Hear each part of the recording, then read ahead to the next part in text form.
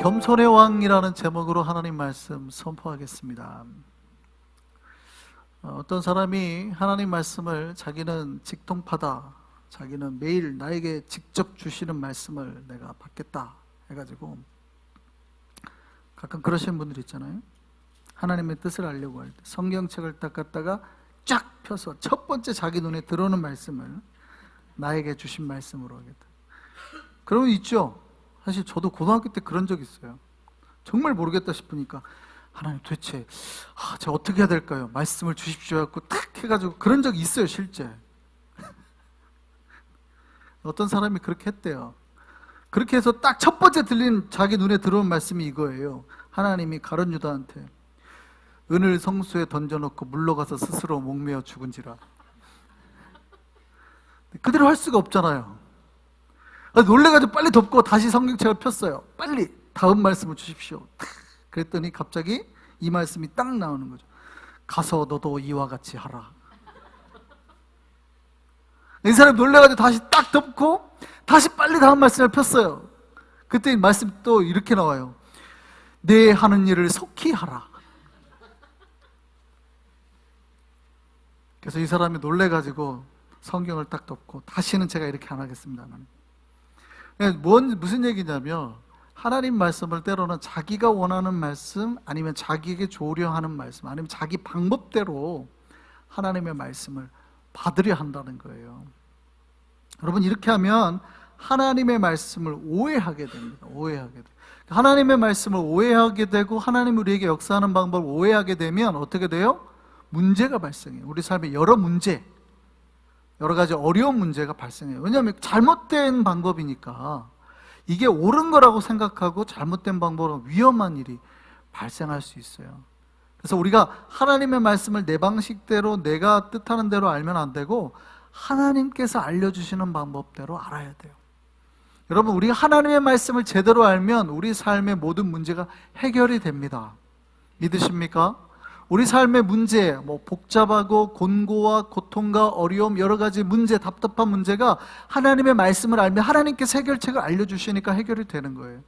근데 그 하나님 말씀을 제대로 알지 못하면 어떻게 해요? 계속 그 답답함이 유지가 되는 거죠. 오늘 칼럼을 썼습니다. 여러분, 칼럼 읽어보셨어요? 이 말씀을 누가 제일 많이 하셨냐면 저희 아버님이. 어렸을 때부터 저희 아버님이 알아야 시골 면장이라도 하지, 맨날 그랬어요. 알아야 면장이라도 하지 이랬어요.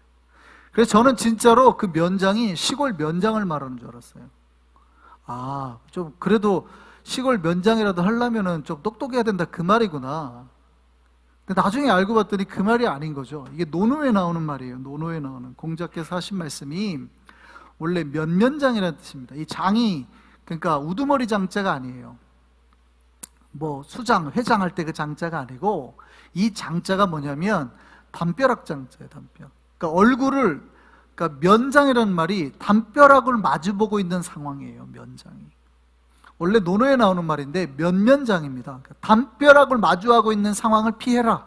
원래는 면면장이라는 뜻입니다. 그럼 우리가 뭔가를 알게 되면 이 답답한 상황에서 피할 수 있게 된다는 뜻입니다. 원래 그 뜻이에요. 원래 알아야 면장을 한다는 말이 그 뜻이에요. 여러분, 우리가 하나님을 알면, 우리가 하나님의 말씀을 알면 우리 인생의 곤고의 문제, 고통의 문제, 답답한 문제가 있을 때 어떻게 해요? 해결하는 방법을 알게 되는 거죠. 내가 어떻게 해야지 하나님 앞에 복을 받고 은혜를 받고 살 길을 찾을지, 구원의 길을 찾을지 알게 된다, 이 말이죠. 하나님을 바로 알아서, 하나님의 말씀을 바로 알아서 우리에게 그런 역사가 있기를 소망합니다. 오늘 성경에서 제일 중요한 말씀, 대강절에 우리에게 주시는 말씀, 예수께서 우리에게 오셨는데 성경 전체가 말씀하고 있는 거죠.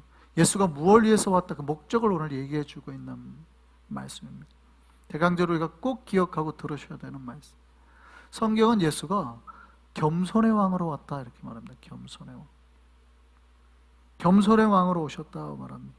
스가랴서 9장 8절 하반절 말씀 볼까요? 우리가 너무 잘 아는 말씀 있죠? 무슨 말씀이냐면, 보라, 내 왕이 내게 임하나니 그는 공의로우시며 구원을 베푸시며 겸손하여서 나귀를 타시나니 나귀의 작은 것 곧 나귀 새끼니라. 우리가 이 말씀 항상 대강절 혹시 크리스마스 때 듣는 말씀이잖아요. 그러니까 예수께서는 우리에게 뭘로 오셨냐면 겸손한 왕으로 오셨다는 거예요. 예수님은 우리에게 겸손한 자세로 오셨다는 거예요. 이 세상에 겸손의 본으로 보이러 오셨고 가장 낮은 자의 모습으로 최고의 섬김의 모습으로 보이러 오셨다는 거죠. 공생의 기간에도 예수께서 당신께서 이 땅에 오신 이유에 대해서 이렇게 말했습니다. 마태복음 20장 28절 말씀만 보시죠. 마태복음 20장 28절 말씀 같이 한번 읽겠습니다. 시작. 인자가 온 것은 섬김을 받으려 함이 아니라 도리어 섬기려 하고 자기 목숨을 많은 사람의 대속물로 주려 함이니라. 그게 예수가 이 땅에 오신 목적, 이게 성경 전체가 우리에게 주고 있는 말씀, 가장 중요한 사건, 이유라는 겁니다. 예수가 왜 왔냐? 예수가 우리에게 왜 오셨냐? 그랬더니 섬기려 왔다. 근데 어느 정도까지 섬기려 왔냐? 내 목숨을 바쳐서 다른 사람에게 주려고 왔다. 이게 이제 우리가 대강절에 혹은 우리가 성탄절에 가장 우리가 많이 듣는 메시지죠. 기독교의 제일 중요한 메시지이기도 합니다. 십자가의 메시지거든요. 십자가의 메시지. 그래서 기독교는 섬김과 겸손과 섬김의 종교예요.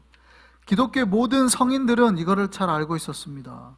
우리가 많이 들어봤을 성인 있죠. 성 어거스틴. 어거스틴이 굉장히 유명한 분이기 때문에 그런 말을 했습니다. 기독교의 제일 되는 덕목이 뭐냐 그랬을 때 첫째가 겸손이다. 두 번째 덕목이 뭐냐 그랬더니 두 번째 겸손이다. 세 번째 덕목이 뭡니까? 셋째가 겸손이다. 많이 들어보신 거죠? 나의 제일 큰 소원은 뭡니까? 통일이요. 이미 성 어거스틴이 이미 거의 1500년 전에 1600년 전에 그때 하신 말씀.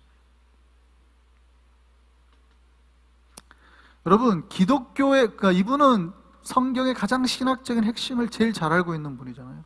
그럼 성경 전체가 보여주신 게 뭐냐? 예수가 이 땅에 오셔서 우리에게 보여주신 게 뭐냐? 기독교가 세상에 보여줘야 될 게 뭐냐? 우리가 여러 신자들 앞에서 보여줘야 될 게 뭐냐? 겸손과 섬김이다라는 거죠. 우리가 대강절에 겸손의 왕으로 오신 예수 그리스도를 우리 마음에 모시기를 소망합니다. 그리고 그 예수가 우리에게 보여주시고 또 우리에게 주기를 원했던 그 모습을 그대로 품고 겸손한 자의 모습으로 섬기는 자의 모습으로 나아가기를 소망합니다. 우리 대강절 셋째 주일입니다. 초를 밝혔습니다. 정말 우리에게 오신 이 겸손의 왕을 생각하시며 우리 마음에도 이제 초를 밝히시기를 소망합니다. 아멘입니까? 네. 그럼 이제 우리를 한번 생각을 해보시죠. 우리를 한번. 예수가 우리에게 보여주시기를 원했고 우리에게 가르치시기를 원했고 우리가 이러한 삶을 살기를 원하셨습니다. 그러면 우리는 겸손한 자일까요? 교만한 자일까요? 여러분 겸손의 반대는 교만입니다. 그죠? 겸손의 반대는 교만입니다. 우리는 겸손한 자일까요? 교만한 자일까요? 대답을 안 하시죠. 인간들은 너무나 교만해요. 이게 인간의 본성이거든요. 욕망. 특히 하나님을 떠난 인간의 모습은 더 그렇습니다. 여러분 제가 설명을 드릴게요. 우리는 쉽게 겸손해질까요? 쉽게 교만해질까요? 여러분 쉽게 겸손해질까요? 쉽게 교만해질까요? 여러분 신자들이 꼭 기억해야 될 게 쉽게 겸손해지는 사람은 없어요. 아무도. 겸손이라고 하는 것은 많은 노력과 훈련을 통해서 만들어지는 거예요. 겸손은 정말 내가 끊임없이 노력하지 않으면 만들어지지 않아요. 근데 교만은 훈련이 필요할까요? 안 할까요? 필요하지 않아요. 왜냐하면 타고날 때 인간의 욕망 자체가 교만해요.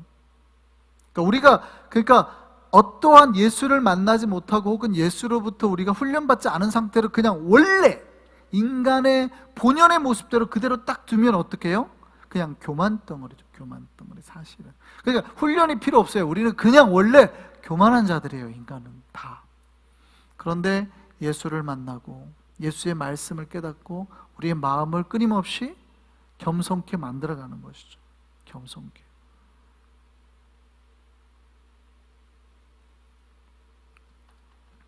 그래서 신자들이 노력해야 될 거는 여러분 겸손입니다. 교만은 노력할 필요도 없어요. 여러분 겸손하지 않잖아요? 조금이라도 훈련 안 하면 그냥 교만해지는 거예요. 그래서 우리가 훈련해야 될 거는 겸손입니다. 겸손. 또 겸손하기 위해서 훈련하고 또 훈련하고 잠시 또 게을리하지 않아야 돼요. 조금이라도 게을리하면 우리 마음속에 본연의 것 뭐가 올라와요? 교만이 솟아납니다. 하나님이 싫어하는 것 중에 제일 큰 게 뭐라고 그래요? 교만이라고. 하나님은 교만을 뭐하고? 물리치고. 하나님은 교만을 물리치고 교만 자체를 싫어해요. 왜냐하면 그게 인간의 본성, 욕망의 본성, 죄의 본성이거든요. 여러분 미국의 가정집들은 대부분 잔디를 본인들이 많이 깎잖아요. 기계를 갖다 놓고. 여름이 되면은 잔디를 많이 깎습니다. 얼마에 한 번씩 자주 깎을까요? 희한한 게요. 비만 한번 왔다 그러면 잔디가 진짜 몰랐어요. 근데 우리 교회를 보니까 알겠어요. 비만 한번 오면은 잡초가, 여러분 시골에서 잡초 혹시 뽑아보신 적 있어요? 저희 외가에서 제가 어렸을 때 일을 자주 해봤는데 진짜 다른 막 농사일을 막 하잖아요. 뭐 농약하고 뭐 하고 하우스 하고 아침에 가면은 딸기 따고 뭐 새벽에 배추 따고 막 이러거든요. 그럼 잠시 시간 나면 뭐 하는지 아세요? 잠깐 시간 나면 얘들아 풀 뽑으러 가자. 와 진짜 미치겠는 거예요. 계속 풀을 뽑아도 또 나고 얘네는 진짜 뽑아도 또 나고 어떻게 그래 힘이 센지. 순식간이에요. 순식간. 하면 또 나고 하면 또 나고. 교만도 마찬가지예요. 여러분 뽑아내도요, 한 번 뽑아냈다고 해서 여러분 교만이 사라지나요? 그러면 농사 망치죠. 농사 망쳐요. 여러분 신앙의 농사를 망쳐요. 여러분 잡초는 언제까지 뽑아줘야 돼요? 내가 열매를 거둘 때까지 뽑아줘야 돼요. 그렇지 않고 내가 언제 잡초 뽑으셨어요? 한 2달 전에 한번 뽑은 것 같은데 그러면 어떻게 돼요? 그 해 농사는 끝난 거지. 그 해 농사는 끝난 거지. 똑같아요. 여러분이 여러분 마음밭에 솟아나는 교만의 잡초를 언제 뽑으셨어요? 2달 전에 뽑았어요? 그럼 올해 농사는 끝난 거예요. 끝난 거. 어떻게 해야 돼요? 여러 가지 다른 일을 하다가 시간 나면 가서 뽑아야 돼요. 시간 나면 가서. 자주. 그래야 열매를 맺는 거예요. 교만은 어떻게 해요? 원래 우리 본성이니까. 여러분, 제가 이제 목사님들 가끔 만나잖아요. 이렇게. 제가 이제 타 교단 요즘에 목사님들하고도 하나 만나는 모임이 있어서 이렇게 같이 있으면 글쎄요, 목사님들 만나면은 다 비슷해요. 뭐 해요? 만나면 누구든지 높은 자리에 앉고 싶어 해요. 누구든지 내가 좋은 거 하고 싶어 하고. 그러니까 그게 본성이에요. 그냥 목사끼리 있으니까 굳이 성도들이랑 있을 때는 더 많이 양보하고 하겠지만 목사들끼리 있으니까 굳이 그럴 필요성을 못 느껴서 그런지 그냥 자연스럽게 하세요. 자연스럽게. 그래서 제가 그래도 본성이구나. 본성. 인간의 본성이에요. 본성. 우리 안에 교만은 그러니까 직분이나 뭐 나이나 이런 거 관계없이 끊임없이 내가 높은 자리에 못 앉고 내가 좋은 거 못 가지면 화가 나는 거죠. 저 사람이 좋은 거 가지면 뭐 화가 나는 거예요. 저 사람이 높은 자리에 앉으면 화가 나는 거예요. 이게 우리의 본성이라는 거예요. 그래서 어떻게 해야 돼요? 끊임없이 조심해야 돼요. 긴장감을 놓치면 안 돼요. 여러분 미국의 한 항공사 임원들이 굉장히 그 실적이 나빠가지고 힘들어하다가 갑자기 그해 막 그 수직 상승을 한 거예요. 실적이 몇 프로 올랐냐 했더니 400% 올랐. 쫙 너무 좋아가지고 오전에 모여서 축하를 했습니다. 파티를 딱 신났다. 드디어 이제 우리가 잘 된다. 그날 밤 8시에 대서양 비행기에 날아가다가 그 비행기에서 230명 태운 비행기가 터져버리고 말았어요. 모르죠. 그 축하가 하루를 못 간 거예요. 와 이제 우리가 잘 될 거다. 우리가 이제 쭉 올라간다. 잘 될 거다. 하루를 못 갔어요. 하루를.